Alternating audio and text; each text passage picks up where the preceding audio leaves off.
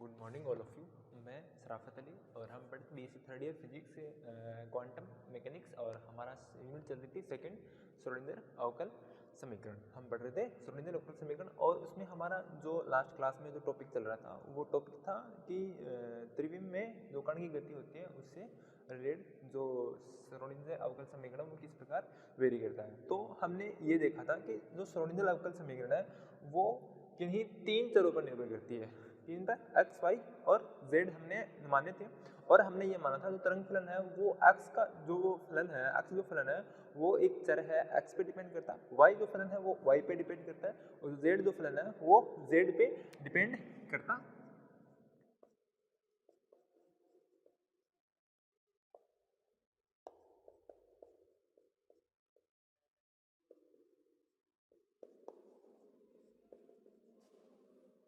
ठीक है। हमने देखा था कि जो एक्स फलन है वो किस पे डिपेंड कर रहा है, एक्स पे डिपेंड कर रहा है। वाई जो फलन है वो स्मॉल वाई पे और जो जेड फलन है वो सिर्फ जेड चर पे डिपेंडेंट है। और इनको हमने क्या माना था, इसको तो हमने माना स्मॉल एक्स, कैपिटल वाई और कैपिटल जेड। हमने जो हमारा तरंग फलन था साइड एक्स वाई जेड, सबसे पहले हमने उसको फलनों के रूप में माना था। अलग अलग फलनों के तीन फलनों को माना था। तीन फलन जो थे वो अलग अलग चर पे डिपेंडेबल थे, ये माना था। फिर हमने इनको ये माना तो एक्स वाई और जेड, ये हमारे पास साई की जो तरंग फलन है वो हमारा ये आ गया था। हमने इस समीकरण को रखा था जो श्रोडिंगर के अवकल समीकरण है वो समय अनासिक समीकरण उसमें रखा था। उसके बाद एक हमारे पास एक समीकरण आई थी, वो समीकरण क्या थी, उसके जो तीन पद थे वो तीनों पद क्या थे, अलग अलग चरों पर डिपेंडेबल थे, अलग अलग चरों पर डिपेंडेबल थे। हमने वो समीकरण निकाला था, वो समीकरण था हमारे पास 1/x del square x upon del x square plus 1/y del square y upon del y square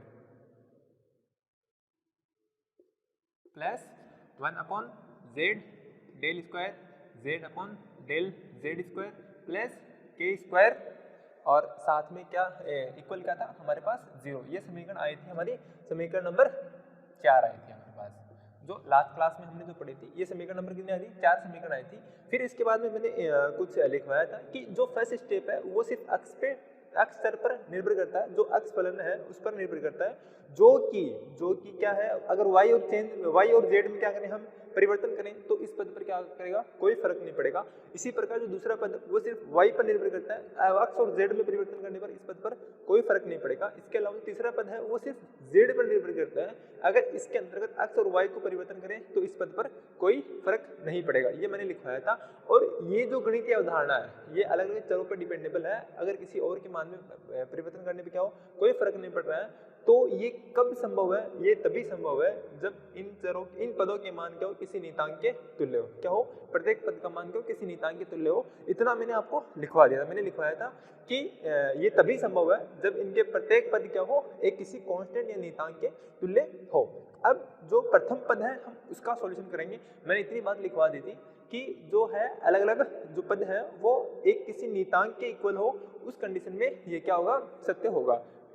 तभी होगा जब ये क्या हो, इनका मान क्या हो, किसी नियतांक के तुल्य होंगे। अब जो प्रथम पद है ये हम इससे सॉल्यूशन करेंगे, इसको किसी नियतांक के तुल्य मान लेंगे। ये एक्स पे डिपेंडेबल है, ये वाई पे, ये जेड पे। इसमें वाई और जेड में परिवर्तन करने पे कोई फर्क नहीं पड़ेगा, इसमें एक्स और वाई जेड में परिवर्तन करने पे कोई फर्क नहीं पड़ेगा, इसमें एक्स और वाई पर परिवर्तन करने पर कोई फर्क नहीं पड़ेगा। हम पहले पद से सॉल्यूशन करते हैं, पहले पद से सॉल्यूशन करते हैं।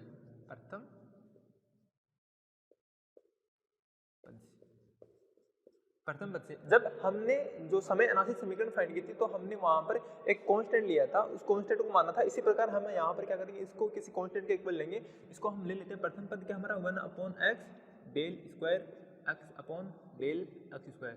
इसको हम मान लेते हैं कि ये जो पद है वो किसके इक्वल है, माइनस के एक्स स्क्वायर के इक्वल है। किसके इक्वल है, माइनस के एक्स स्क्वायर के इक्वल है। ये इसको हम मान लेते हैं कांस्टेंट। क्या मान लेंगे, कांस्टेंट। हम इसको के एक्स स्क्वायर एक्स का ही क्यों नहीं, हम माने के स्क्वायर है लेकिन ये एक्स पे डिपेंडेबल है तो हमने यहाँ एक्स को शो करवा दिया कि ये किस पे डिपेंडेबल है, एक्स पर ही डिपेंडेबल है। अब हम यहाँ से इसको सोल्व करते हैं तो del square x upon del x square बराबर क्या होगा, ये एक्स इधर आएगा मल्टीप्लाई हो जाएगा, डिवाइड में इधर आएगा मल्टीप्लाई माइनस का एक्स के एक्स का स्क्वायर। ठीक है, अगर इसका ट्रांसपोज करते हैं तो हमारे पास ये समीकरण आती है del square x upon del x square plus का एक्स के एक्स का स्क्वायर इक्वल 0। और ये क्या है, डबल डेरिवेशन है। क्या है, डबल डेरिवेशन है। डबल डेरिवेशन है तो मैं इसको ये लिख सकता हूँ कि D square plus k x का स्क्वायर एक्स इक्वल 0। ये समीकरण आ गई, समीकरण हमारे पास आ गई D square plus k x square equal 0। अब यहाँ से अगर हम यहाँ से क्या करें, इसका मान निकालें, सॉरी ये ऐसे नहीं आएगा, एक मिनट, एक सेकेंड, ये एक्स के साथ गुणा में यहाँ से मैं एक्स बाहर निकालूं, क्या निकालूं, एक्स बाहर निकालूं तो अंदर क्या बचेगा, del square upon del x square plus k x का स्क्वायर। बाहर निकालूं तो बाहर क्या आएगा, एक्स इक्वल क्या 0। और यहाँ से अगर मैं इसको लिखूं तो ये आ जाएगा D square plus k x का स्क्वायर और एक्स इक्वल 0। एक्स तो 0 हो नहीं सकता क्योंकि ये एक्स पर डिपेंडेबल है, ये तर तो 0 हो नहीं सकता, एक्स नॉट इक्वल 0। अतः क्या होगा, D square plus k x square क्या होगा 0 होगा। यहाँ से अगर हम डी का मान निकालें तो क्या आएगा, यहाँ से हम del upon del x square का मान निकालें तो हमारे पास क्या आएगा, जो डी का मान आएगा, डी स्क्वायर बराबर क्या होगा माइनस का के एक्स का स्क्वायर। अगर हम अंडरूट में भेजेंगे डी को, अंडरूट में भेजेंगे स्क्वायर, -1 का जो अंडरूट होता है उसकी वैल्यू होती है माइनस का आयटा और साथ में क्या जाएगा हमारे पास के एक्स, क्या जाएगा डी की वैल्यू क्या आएगी, ये minus iota K X plus minus iota K X क्या आएगी, प्लस माइनस अंडरूट में कोई स्क्वायर से अंडरूट में जाती है तो दोनों संख्याएं आती है, प्लस और माइनस की संख्याएं आती है।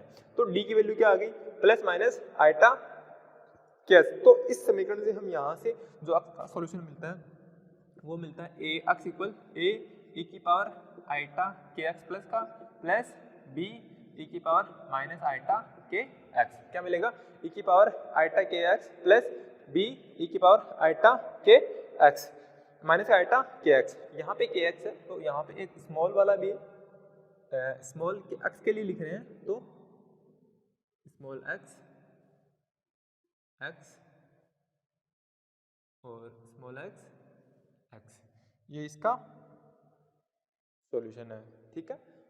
और अगर इसको उस फॉर्म में लिखें तो a साइन के एक्स प्लस बी कोस के एक्स, ए साइन के एक्स प्लस बी कोस के एक्स। यहाँ हम के को क्या ले रहे हैं, के एक्स ले रहे हैं, एक्स के लिए तो के एक्स ले रहे हैं। ये हमारे पास दो समीकरण आ गए। अब हमने जो लास्ट टॉपिक में किया था कि हमने ए और बी के मान फाइंड किए थे, साथ में किसका मान फाइंड किया था, कि एक एक्स का मान भी हमने फाइंड किया था, हम वही फाइंड करने वाले हैं। इस समीकरण पे क्या लगाएंगे हम, जो हमारे पास सीमा प्रतिबंध है वो इन पर हम लागू करेंगे। ये मान लेते हैं कि दोनों जो समीकरण है वो समीकरण है हमारी 5, क्या है समीकरण 5 है। समीकरण 5 पर हम क्या कर लेंगे, सीमा प्रतिबंध लगाएंगे। तो प्रथम प्रतिसीमा बंध क्या था हमारा, एक्स इक्वल 0 पर था, दूसरा कितना था एक्स इक्वल a पर था, तीसरा प्रतिसीमा बंध था वो था हमारा परसमानीकरण का। परसमानीकरण से हम इन तीनों सीमाओं से क्या करेंगे, हम इसका मान फाइंड कर लेंगे। तो पहला क्या है, प्रथम परिसीमा प्रतिबंध से, प्रथम परिसीमा प्रतिबंध से वो क्या था हमारा कि जो x है वो x इक्वल 0 पर क्या हो 0 होता है, x इक्वल 0 पर क्या होगा 0 होगा। तो फ्रॉम इक्वेशन 6-5 समीकरण 5 से, समीकरण 5 से क्या होगा, इस समीकरण के अंतर्गत a साइन के x प्लस b कोस के x इक्वल 0 पर इसकी वैल्यू 0, x इक्वल 0 रखेंगे तो a sine 0 plus b cos 0 equal क्या 0, साइन 0 की वैल्यू 0 होती है, ये हो गया 0, b cos 0 equal 0, b cos 0 की वैल्यू 1 तो b इक्वल कितना आ गया 0 आ गया, कितना आ गया b इक्वल 0 आ गया। तो समीकरण 5 से क्या होगा, अतः समीकरण 5 से क्या होगा, x इक्वल क्या आ जाएगी a साइन के x, यहाँ पे b की वैल्यू 0 रखेंगे, ये टर्म क्या जाएगी 0 हो जाएगी, बचेगी क्या सिर्फ हमारे पास ये एक टर्म बचेगी। ये मान लेते हैं हमारे पास समीकरण आ गई, समीकरण नंबर 6, कितनी आ गई, समीकरण नंबर 6 आ गई। अब क्या करेंगे, इसके ऊपर दूसरा परिसीमा प्रतिबंध लगाएंगे, द्वितीय परिसीमा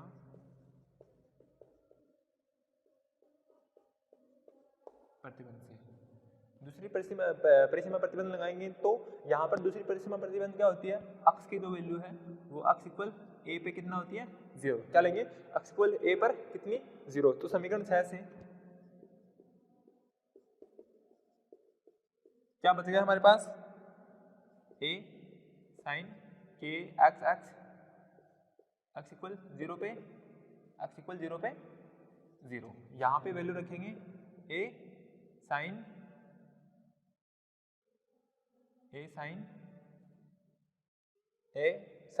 के, सॉरी एक्स इक्वल 0 पे तो हमने लिख ली थी, एक्स इक्वल ए पर, क्या एक्स इक्वल ए पर निकाला, दूसरी परिसीमा प्रतिबंध कितना था, ए पर था, तो के एक्स ए इक्वल क्या 0। और ये 0 कब हो सकता है, साइन एन पाई पे 0 होता है, कितना होता है, सॉरी यहाँ से देखिए ए तो डिवाइड में चला जाएगा, बचेगा क्या, साइन के एक्स ए इक्वल 0। और ये तब कब संभव है, जब साइन का मान क्या हो, एन पाई हो, क्या हो एन पाई हो। यहाँ से साइन साइन कट जाएगा, बचेगा क्या हमारे पास, के एक्स ए इक्वल एन पाई। और यहाँ से के एक्स की वैल्यू निकालेंगे वो क्या आएगी, एन पाई अपॉन ए, कितनी आएगी, एन पाई अपॉन ए। पहले प्रतिसीमा बंद से कितना, बी का मान 0 हो गया, दूसरे से के एक्स का मान कितना गया, एन पाई अपॉन ए। तो समीकरण 6 से क्या होगा, एक्स की जो वैल्यू आ गई वो कितनी आ गई, ए साइन एन पाई अपॉन ए, साथ में क्या कांस्टेंट एक्स, ये मान लो समीकरण नंबर 7। अब हमें किसकी वैल्यू चाहिए, ए की वैल्यू और चाहिए, किसकी वैल्यू चाहिए, ए की वैल्यू और चाहिए। और वो ए की वैल्यू है हमें कहाँ से फाइंड होगी, जो हम इसके अंतर्गत तीसरा परिसीमा प्रतिबंध लगाते हैं वो होता है परसमानीकरण का। क्या लगाते हैं, परसमानीकरण का प्रतिबंध लगाते हैं, वो प्रतिबंध लगाएंगे उससे हमें किसकी वैल्यू मिल जाएगी, ए की वैल्यू हमें फाइंड हो जाएगी। ए क्या यहाँ पे कांस्टेंट है, ए की वैल्यू हम फाइंड करेंगे, क्या करेंगे, परसमानीकरण प्रतिबंध से।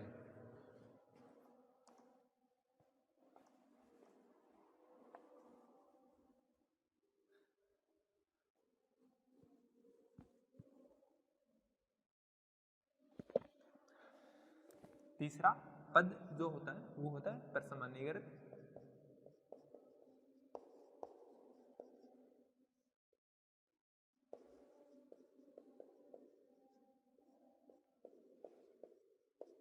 प्रतिबंध लगाएंगे। यहाँ पे कौन सा प्रतिबंध क्या होता है, वो क्या होता है साई स्टार का, साई के साथ क्या होता है, जो आयतन समाकलन होता है वो कितना होता है, 1 होता है। क्या होता है, 1 होता है। हमारे पास साई स्टार साई का आयतन समाकलन कितना होता है, 1 होता है। और यहाँ पर हम फलन ले रहे हैं तो उसके लिए कितना हो जाएगा, साई मोड साई का स्क्वायर डेल वी इक्वल कितना हो जाएगा 8। और हमारे पास जो तरंग फलन है वो क्या है, A sine N pi x है, क्या है, A sine N pi x है। तो क्या लेंगे हम, तरंग फलन है हमारा एक्स ही तो एक फलन के रूप में लिया गया, हमारे पास क्या लिया गया, एक्स फलन के रूप में लिया गया। तो यहाँ पर अगर एक्स फलन के रूप में है तो इसको मैं लिख सकता हूँ क्या, एक्स का star x del v equal 1, और इसकी लिमिट कहाँ से 0 to a के लिए। लेकिन इसका संयुग्मी क्या होगा, यही होगा, इसका संयुग्मी क्या होगा, यही होगा, क्योंकि यहाँ पर कोई भी समिश्र संख्या नहीं है और कोई भी तरंग फलन और उपस्थित नहीं है। तो एक्स की जो वैल्यू है वो कितनी है, A sine N pi upon A into X, और एक्स स्टार कितना होगा, इसका संयुग्मी कितना होगा, A star sine N pi upon A into X. Value रखेंगे हम इसमें, अतः आयतन समाकलन 0 to a, वैल्यू रखेंगे वो A star sine N pi upon A into X, A sine N pi upon A into X, और डी वी इक्वल 0। और एक्स के रिस्पेक्ट में तो यहाँ पे हम क्या ले लेंगे, एक्स ले लेंगे, ठीक है, एक्स के रिस्पेक्ट में तो एक्स ले लेंगे। यहाँ से ए को ए स्टार से मल्टीप्लाई करेंगे, वो किधर बनेगा, ए स्टार ए कांस्टेंट, ये साइन को साइन से मल्टीप्लाई करेंगे, साइन लिमिट 0 से A sine square N pi upon A into X D X, sorry equal 1। कितना चल रहा है, इक्वल 1 चल रहा है। इसका हम चेंज किस में करेंगे, सीधा समाकलन होता नहीं तो इसको किस में देंगे, कोस में कन्वर्ट करेंगे। इसकी जो प्रॉपर्टी होती है उसके अकॉर्डिंग ये इसकी वैल्यू कितनी हो जाएगी, मोड ए का स्क्वायर, तो समाकलन 0 to a, इसका जो फॉर्मूला था 1 minus cos 2a, 2 cos 2 N pi upon A into X और डिवाइडेड बाई 2। ये इसका फॉर्मूला होता है डी एक्स इक्वल एक, मैं लिखवा देता हूँ ये फॉर्मूला होता है कोस 2x, अगर कोस 2a लेते हैं, कोई और अन्य कांस्टेंट ले लो, कोस 2b ले लो, तो इसका formula 1 minus 2 sine square b। यहाँ से अगर साइन स्क्वायर b के लिए निकालते हैं, साइन स्क्वायर b के वैल्यू निकालते हैं, तो 1 माइनस कोस 2b अपॉन 2 क्या होता है, ये एक फॉर्मूला होता है। इस फॉर्मूले में हमने वैल्यू पुट करी और हमारे पास ये आ गया।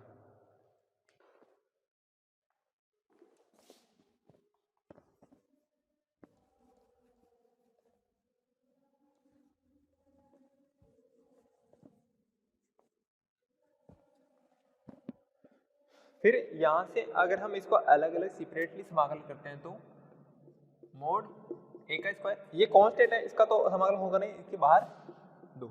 अगर हम अलग अलग समाकलन करते हैं, एक का अलग समाकलन करते हैं, बाकी का अलग समाकलन करते हैं, 0 टू ए एक का dx minus 0 to a cos 2n pi upon a into x इसका dx, इसका समाकलन।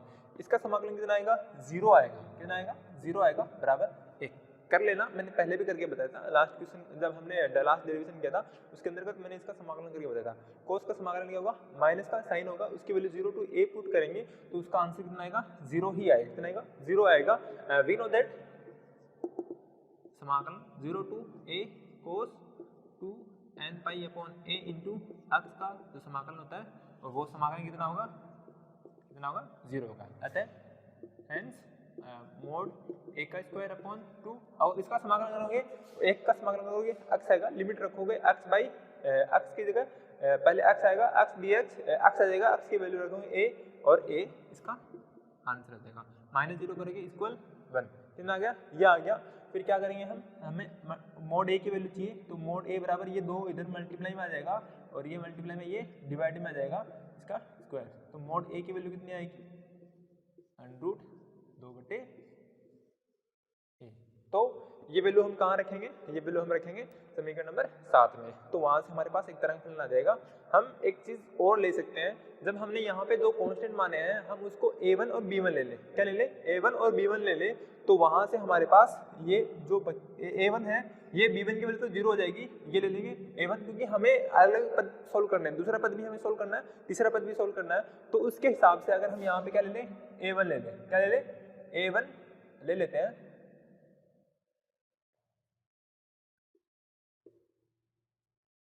ठीक है, अगर हम a1 लेते हैं तो यहां पर मोड a1 की वैल्यू कितनी आ गई, √2 अपॉन a आ गई, तो समीकरण 7 से समीकरण 7 में a1 का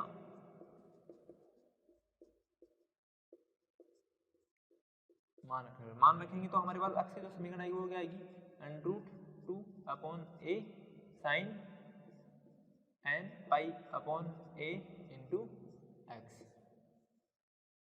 हमारे पास सभी वैल्यूज प्राप्त हो चुकी हैं। ये हमारे पास समीकरण आ गई, जहां पर n की जो वैल्यू है वो कहां से कहां तक है, 1 2 3 n शून्य। ठीक है, ये था आपका त्रिविम कर्ण के अंतर्गत जो हमारे पास समीकरण आती है उसके लिए वैल्यूज थी। ये हमारे पास आ गई, x की value √2 upon a sine n pi upon a into dot x.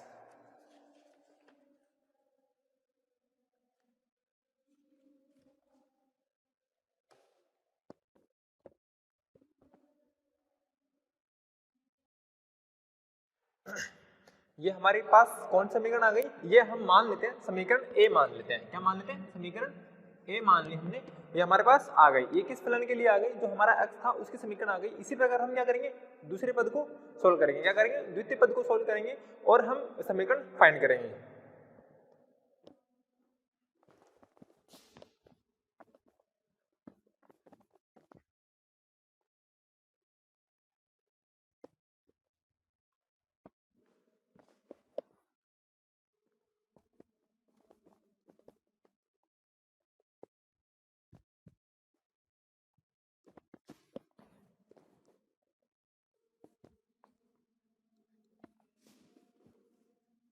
पहले पद से सॉल्व करने पे हमारे पास समीकरण क्या आई x की, ये √2/a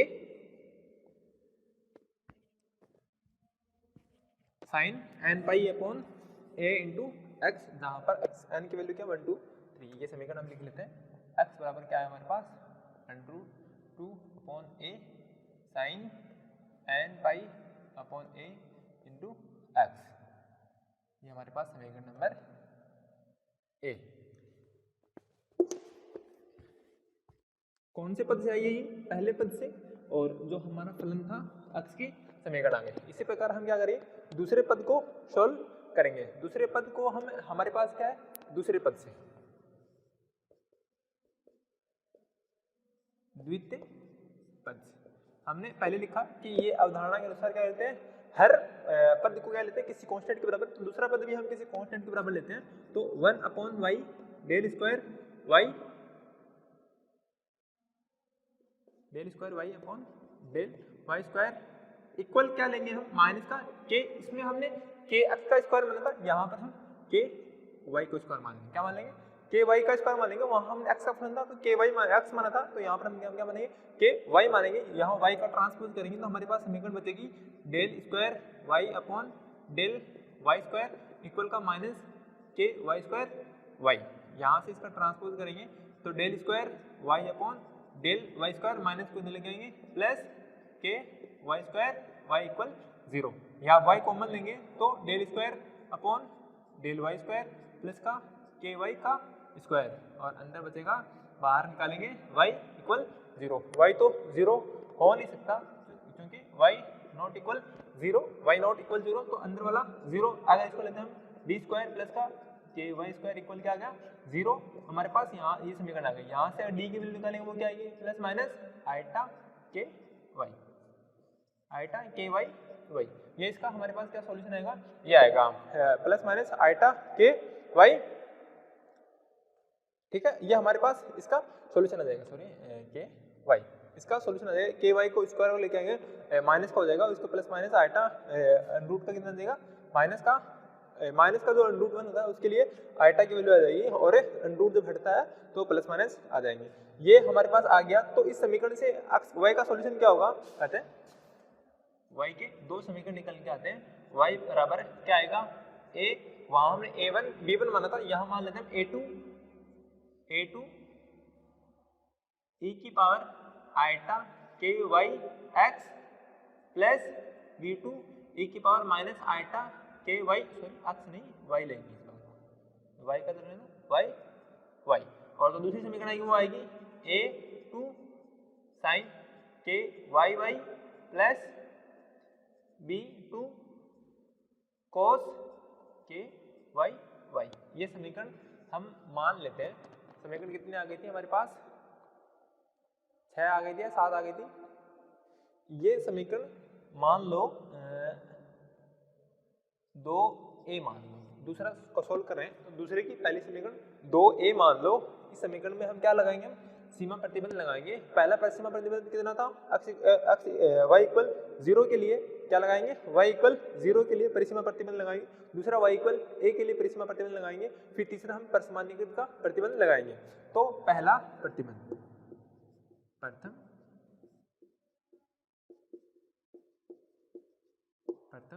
परिसीमा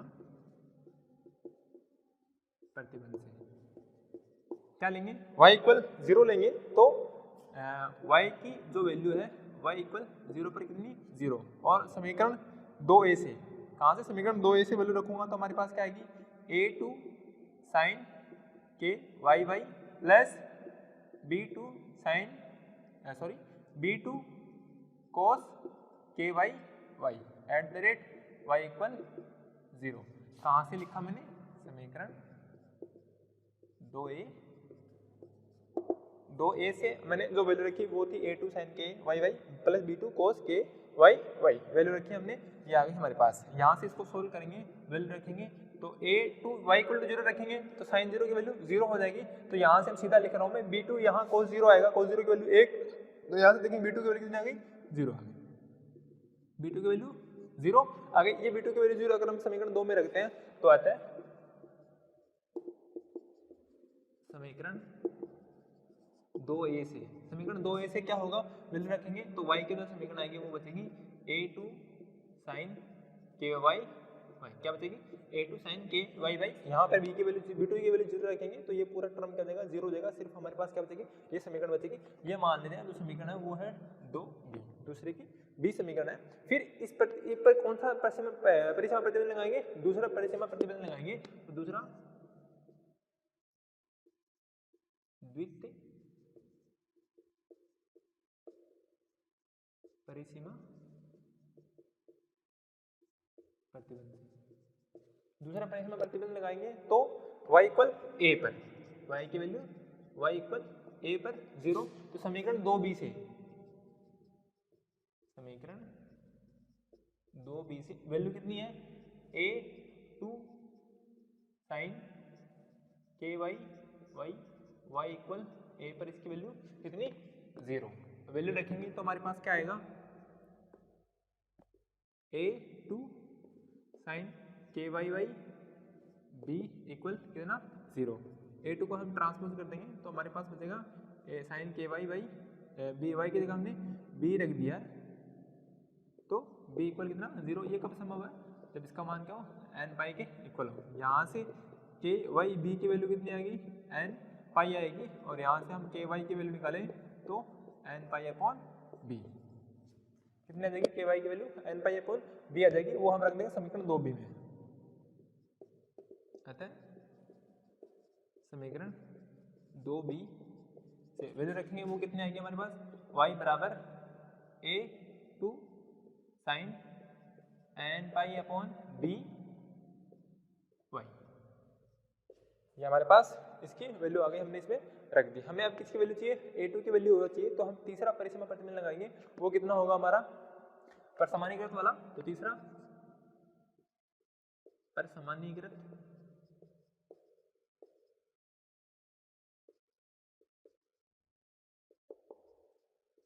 प्रतिबंध से क्या होगा समाकलन y स्टार y का y के रिस्पेक्ट अवकलन कितना हो जाएगा सॉरी 1 0 नहीं 1, और उसकी लिमिट कितनी 0 टू b, कितनी होगी 0 टू b, हमने पहले 0 लिखी है फिर b लिखी है, सॉरी y इक्वल a नहीं b रखो, गलती से लिख दिया, y इक्वल b पर वैल्यू रखेंगे हमारे पास ये आ जाएगी।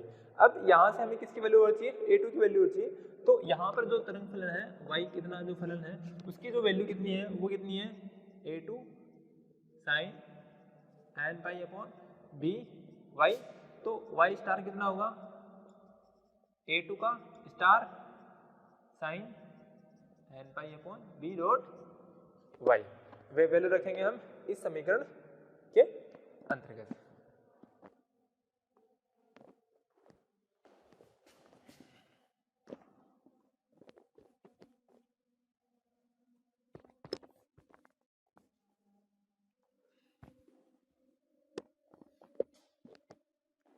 वैल्यू रखेंगे, वैल्यू रखने पे हमें क्या मिलेगा समाकलन 0 टू b y स्टार की वैल्यू a2 का star sine n pi upon b y, और इसकी वैल्यू रखेंगे y की, तो वो कितना होगा a2 sine n pi upon b dot y, और dy इक्वल 1। a2 को a से करेंगे तो वो कितना आ जाएगा a2 का स्क्वायर आ जाएगा, समाकलन 0 टू b, इसका कितना हो जाएगा साइन साइन है दोनों तो स्क्वायर, साइन का square n pi upon b dot y, dy equal 0। ये सीधा सॉल्व होगा नहीं, अभी हमने थोड़ी देर पहले साइन स्क्वायर को इसमें किया था कोस में चेंज किया था, उसी प्रकार हम कुछ चेंज करेंगे तो मोड a का स्क्वायर समाकलन 0 टू b, इसकी जो वैल्यू थी 1 minus cos 2 n pi upon b dot y upon 2, ये इसकी वैल्यू dy इक्वल 0 नहीं सॉरी 1 चल रहा है, पर समानीकृत का प्रतिबंध से इसकी वैल्यू क्या होती है 1 होती है, और यहाँ से अलग हम अगर समाकलन करें 2 का तो होगा नहीं, 2 बार मोड a2 का स्क्वायर अपॉन 2 समाकलन 0 टू b 1 का करेंगे dy 1 का dy माइनस का समाकलन 0 to b cos 2 n pi upon b y, और dy इक्वल 1, और हमें पता है इसका समाकलन कितना होता है 0 होता है, वैल्यू रखेंगे 0 मोड a2 का स्क्वायर अपॉन 2, यहाँ पे वैल्यू रखेंगे ये कितनी देगी b माइनस का 0 इक्वल 1 वैल्यू रखेंगे तो मोड a2 का स्क्वायर अपॉन 2 इंटू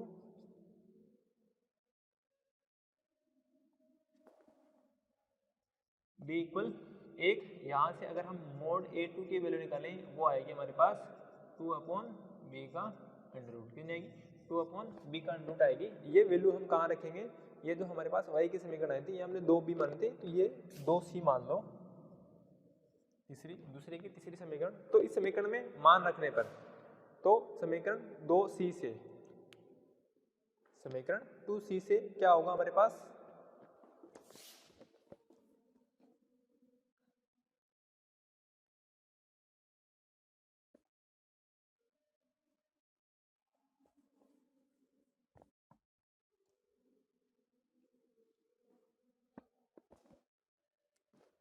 समीकरण 2 से में मान रखिए अतः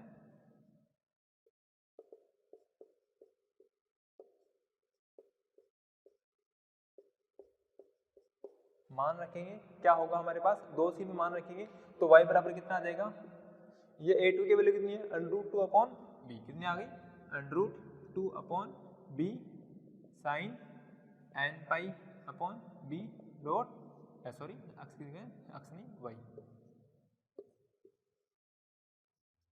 ये हमारे पास समीकरण आ गई। इसको मान लेते हैं समीकरण नंबर बी। ये किससे समीकरण आई है, दूसरे पद को जब हमने किसी नियतांक के तुल्य माना तो हमारे पास y फलन के लिए ये समीकरण आ गई। इसी प्रकार हम क्या करेंगे, जो हमारी तीसरी समीकरण है तीसरा पद है इसको सोल्व करेंगे और उसकी समीकरण निकालेंगे। वो जो समीकरण आएगी वो थर्ड होगी। और एक चीज अगर इनमें डिफरेंस करना चाहो तो n की जगह यहाँ पर जब हम n निकाल रहे हैं तो ये n जो साइन स्क्वायर n आ रहा है, n पाई भी ये आ रहा है, इसको हम n पाई नहीं लेके हम पहले जो हमने लिया था nx ले सकते हैं, यहाँ लिख सकते हैं ny, ये nx ले लेंगे ये ny ले लेंगे। तो यहाँ पर जो हमारा सॉल्यूशन आएगा वो थोड़ा सा डिफरेंस दिखेगा, थोड़ा सा कॉमन नजर नहीं आएगा।